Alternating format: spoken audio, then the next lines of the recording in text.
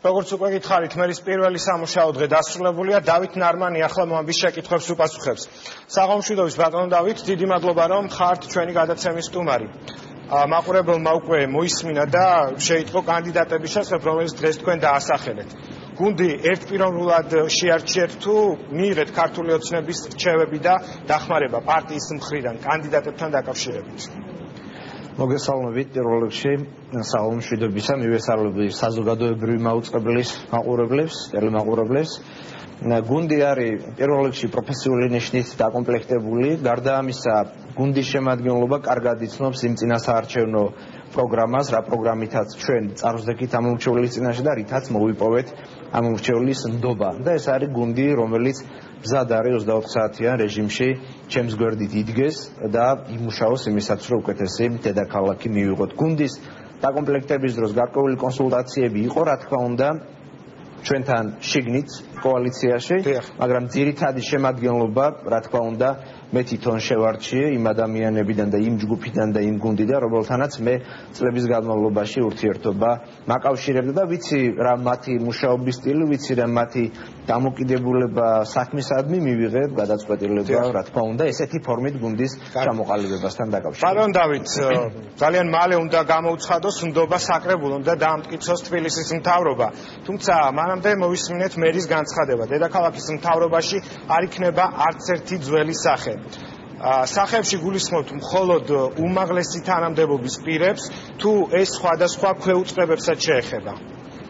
მე დღეს წარვადგინე თბილისის მთავრობის შემადგენლობა და ეს შემადგენლობა არის სავსებით ახალი, სრულიად ახალი შემადგენლობა, რაც ნიშნავს ავტომატურად იმას, რომ მოქმედი მთავრობის წევრები ახალ მთავრობაში არ იქნებიან. რაც შეეხება ქვედა დონესთან დაკავშირებით ჩვენ ვიხემძღვანელებთ საქართველოს პარლამენტის მიერ მიღებული გადაწყვეტილებით, რომელიც სულ ახლახან იქნა მიღებული და დაკავშირებულია საჯარო სამსახურში ადგილობრივი თვითმმართველობების სისტემაში ატესტაციის ჩატარებასთან დაკავშირებით და ამ წელს დავემორჩილებით სრულად. ის ადამიანები, რომლებმაც შეიძლება ნებაყოფლობით დაწერონ განცხადებები, რა თქმა უნდა, ამ თანამდებობებს სხვა ადამიანები დაიკავებენ, მაგრამ ჩვენ კიდევ ერთხელ ხალხს უსვამ იმას, რომ სულად დავემორჩილებით იმ წესს, რაც საქართველოს პარლამენტმა მიიღო. ბატონ დავით, წესი ერთია, თუმცა არის პარტიული ინტერესები. ხომ არ არის მოსალოდნელი პარტიული ნიშნით მოხდეს რომელიმე პირის გათავისუფლება? დღეს ირმა ნადირაშვილმაც კი გააკეთა განცხადება და მოგიწოდათ, რომ ნუ გაავსებთ მერიას ნათესავებით და აქტივისტებით. იქ დასაქმებულ ადამიანებს კი სთავაზობს ნაციონალური მოძრაობის სახელით უფასო იურიდიულ დახმარებას საჭიროების შემთხვევაში. მე კიდევ ერთხელ ხაზს უსვამ იმას, რომ ნაციონალური მოძრაობის და ირმა ნადირაშვილის საქმე არ არის და განცხადებას არ საჭიროებს ის თუ ვინ იმუშავებს და ვინ დარჩება მერიის სისტემაში და ვინ გააგრძელებს ჩვენს გვერდით მუშაობას ან ვინ დატოვებს მერიის რიგებს. მე ხაზს უსვამ იმას, რომ ყველა პროფესიონალი ადამიანი, რომელიც სისტემაში მუშაობს, რომელიც იცნობს ჩვენს წინასაარჩევნო პროგრამას და მზად არის იმისათვის, რომ სწორედ ამ მიდგომებით და ამ პროგრამებით იმუშაოს, რა თქმა უნდა, ისინი დარჩებიან ჩვენს გვერდით და გააგრძელებენ მუშაობას, მაგრამ ადამიანები, რომლებიც შეეცდებიან, რომ ხელი შეგვიშალონ, ან ადამიანები, რომლებიც შეეცდებიან, რომ საქმე არ გააკეთონ და ასე ვთქვათ, თვიდან თვემდე მხოლოდ სიარულით აიღონ ხელფასი, რა თქმა უნდა, ესეთი ადამიანები ჩვენს გვერდით ვერ გაჩერდებიან. ძალიან კარგი, მე რამდენიმე დაპირება მინდა შეგახსენოთ, რომელიც წინასაარჩევნოთ თქვენი მხრიდან. საკმაოდ ხშირად ისმოდა, თქვენ უკვე მერი ხართ და ბუნებრივია ნაწილის შესრულება ალბათ უნდა დაიწყოს. პირველი, რაც დღეს მე მოვისმინე, ეს არის მოქალაქეების მიღების დრო, რომელიც ყოველ ორშაბათს გაიმართება. რა დრო დაითმობა რიგით თბილისელებს, რომლებმაც გამოგიცხადეს თქვენ ნდობა?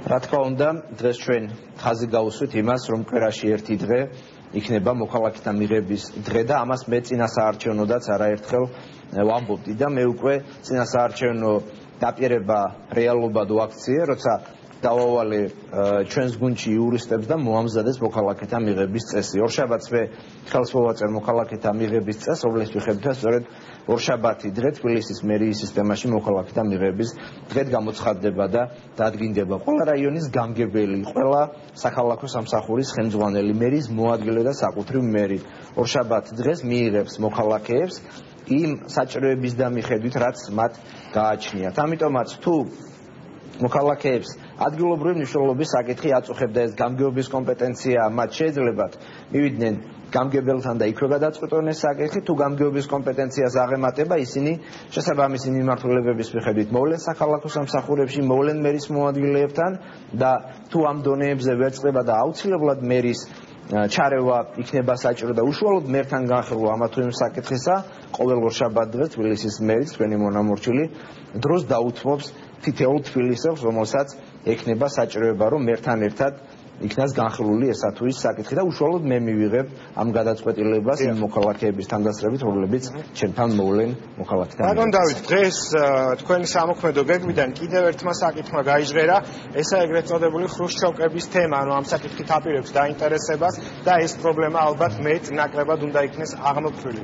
ეს თქვენ არ ახართ პირველი მერი, რომელიც ამ საკითხზე და ამ პრობლემაზე საუბრობს. მანამდე იყო საკრებულოს თავმჯდომარე შიხიაშვილი, რომელიც საკმაოდ დიდი დროის განმავლობაში როგორც მისი ოპონენტები ამბობენ, ამ საკითხით პოლიტიკური ქულების დაწერას ცდილობდა და ასევე იყო ყოფილი მერი, რომელიც ხრუშჩოვკების თემაზე აკეთებდა აქცენტს.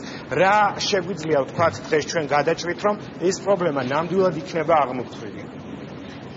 ხრუშჩოვკები ერთ-ერთი პრობლემათაგანია იმ უამრავი საბინაო კომუნალური პრობლემიდან, რაც დღეს თბილისელებს აწუხებთ. ჩვენ ამასთან დაკავშირებით ძალიან მკაფიო განაცხადი გავაკეთეთ. პირველ რიგში ჩვენ შევისწავლით მთლიანად დედაქალაქში არსებულ მდგომარეობას დეტალურად და სახლები, რომლებიც გამაგრებას არ ექვემდებარება, ესეთი სახლების ჩანაცვლებასთან დაკავშირებით საჯარო კერძო პარტნიორობის ინსტრუმენტი გვაქვს შემოთავაზებული, როგორც ეს ძალიან ბევრ ქვეყანაში გამოიყენება, სადაც მერია იზრუნებს და იმუშავებს პროექტების მომზადებაზე, სადაც მერია იზრუნებს ინვესტორების მოზიდვაზე, კომუნიკაციებს მოაწესრიგებს, საჯარო ინფრასტრუქტურას მოაწესრიგებს, ხოლო უშუალოდ მშენებლობებთან დაკავშირებულ ნაწილს გადასცემს ინვესტორს თავისი კომერციული ინტერესების გათვალისწინებით. აქედან გამომდინარე, ჩვენ შემდგომ ეტაპობრივად გამოვაცხადებთ საჯარო კონკურსებს ინვესტორების მოსაზიდად. პრობლემა არის ძალიან გლობალური, ამიტომ მე არასდროს ვიტყვია და არც დღეს არ გავიმეორებ იმას, რომ ამას სრულად მოვაგვარებთ ჩემი მმართველობის პირობებში, მაგრამ მე ფიქრობ, რომ რამოდენიმე ათეული სახლის ჩანაცვლებას ამ ეტაპზე მოვახერხებთ. დიახ. რაც შეეხება დასაქმებასა და მცირე და საშუალო ბიზნესის ხელშეწყობას, ანუ წინა საარჩევნო პერიოდში საუბარი იყო 100 მილიონი ლარის გამოყოფაზე, რომ ეს პრობლემა ნაწილობრივ მაინც იქნეს გადაჭრილი. მიმდინარეობს მუშაობა ამ საკითხზე. ჩვენ როცა წინა საარჩევნო პროგრამა მოვამზადეთ და კვლევა ჩავატარეთ პროგრამის მომზადების წინ, ძალიან კარგად დავინახეთ ის, რომ თბილისი როგორც რეგიონის ცენტრი საკმაოდ საინტერესოა და რამდენიმე მიმართულებით აქტივობად დავგეგმეთ იმისათვის, რომ თბილისი იქცეს ჩვენი რეგიონის ეკონომიკურ, კულტურულ და ტურისტულ ცენტრად. სწორედ ესეთი მიმართულებით დედაქალაქის ხელშეწყობისთვის ჩვენ 100 მილიონი ლარის რესურსს გამოვყურთ მომდევნო 4 წლის განმავლობაში და დავხარჯავთ ამას იმისათვის, რომ ამით შეიქმნას დამატებითი სამუშაო ადგილები, ის პროექტები და პროგრამები, რომელსაც ჩვენ განვახორციელებთ, ასევე დასაქმების ხელშეწყობის და გადამზადების პროგრამები, რომელსაც განვახორციელებთ, რა თქმა უნდა, ორიენტირებული იქნება დამატებით ადამიანების დასაქმებისკენ და მე ვფიქრობ, რომ 50,000-მდე ადამიანის დასაქმებას. ბატონ დავით, რადგან თქვენ პროექტებს შეეხეთ, გითხავთ, თქვენი წინამორბედისგან დაგჭათ მემკვიდრეობით რაიმე პროექტები, რომელიც დაწყებულია და თქვენ უნდა დაასრულოთ და რა ეტაპზე ან ხო არ დაიწუნებთ რომელიმე მათგანს? არის გარკვეული პროექტები, რომელიც რა თქმა უნდა მიმდინარეობს და არის დასასრულებელი. პირველ რიგში ეს არის 2015 წლის ახალგაზრდული ოლიმპიადის ჩატარებასთან დაკავშირებული პროექტები, არის ასევე სხვა ინფრასტრუქტურული პროექტები, რომელიც მიმდინარეობს, ნაწილი საწყის სტადიაშია, ნაწილი დასრულების ფაზაშია. აქედან გამომდინარე, ჩვენ ნახულობთ დეტალურად ყველა პროექტს და პროგრამას და თუ რაიმე ხარვეზები არ არის, რა თქმა უნდა, ესეთი პროექტები დასრულდება, თუ კი რაიმე ხარვეზი იქნება, ჩვენ ამ ხარვეზებს გამოვასწორებთ და მხოლოდ გამოსწორებული ფორმით დავასრულებთ ასეთ პროექტს. რიყის პროექტთან დაკავშირებითაც ჰქონდათ თქვენი მოსაზრება. ამ ეტაპისთვის რა შეგიძლიათ გითხრათ, ასევე პანორამა თბილისთან დაკავშირებით. იქნება თუ არა თბილისის ძველი იერსახე შენარჩუნებული, მიუხედავად იმისა, რომ არის საუბარი ეკოლოგიური საკითხების მოწესრიგებაზე მილიონ ხეზზე, რაზეც ბოლო პერიოდში იუმორითაც კი საუბრობდნენ. ამ კონტექსტში ვისაუბროთ და შემდეგ რა გემშვიდობებით.